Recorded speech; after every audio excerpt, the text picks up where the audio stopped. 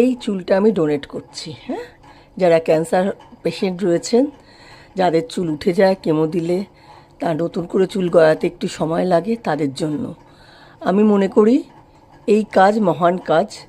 আমরা প্রত্যেকেই কিন্তু যার যতটুকু সামর্থ্য সেভাবে করতে পারি। সবাই যে টাকা পয়সা দিয়ে সাহায্য করতে হবে সমাজকে তা নয়। যেরকম অঙ্গ দান করে সেরকম কিন্তু এই চুলটাও একটা অঙ্গের, সেটা আমি দান করলাম।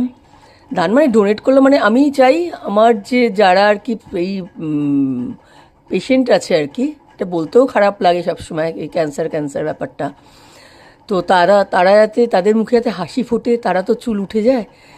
তো আমার এটাই আর কি বলার, যে আমরা কিন্তু এভাবেও কিন্তু আমরা মানুষের পাশে থাকতে পারি। সবসময় অর্থকড়ি দিয়ে যে পাশে থাকতে হবে তা নয়। এটা আমার 14 ইঞ্চি চুলটা কাটা হয়েছে, তার এই একটা বেনি করে পাঠাতে হবে, এটা বম্বে যাবে, তাদের সঙ্গে কথা হয়েছে আমার, সব কিছুই হয়েছে, তাদের ছবি পাঠাতে হবে, সব কিছুই, একটা ভিডিও পাঠাতে হয়, সেজন্যই ভিডিওটা করা আর কি। ভিডিও করে ওদের পাঠাতে হয়, ছবি তুলে পাঠাতে হয়।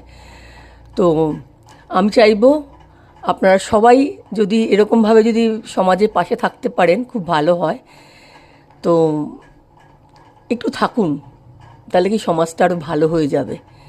যারা এদের যদি একজনের মুখেও হাসি ফোটে আমার এই ছোট্ট ক্ষুদ্র দানে, তাহলে আমার ভীষণ আনন্দ পাবো, ভীষণ আনন্দ হব আর কি।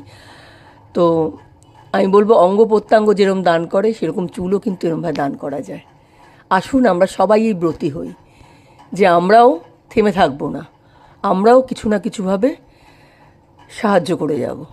বুঝতে পারছেন তো?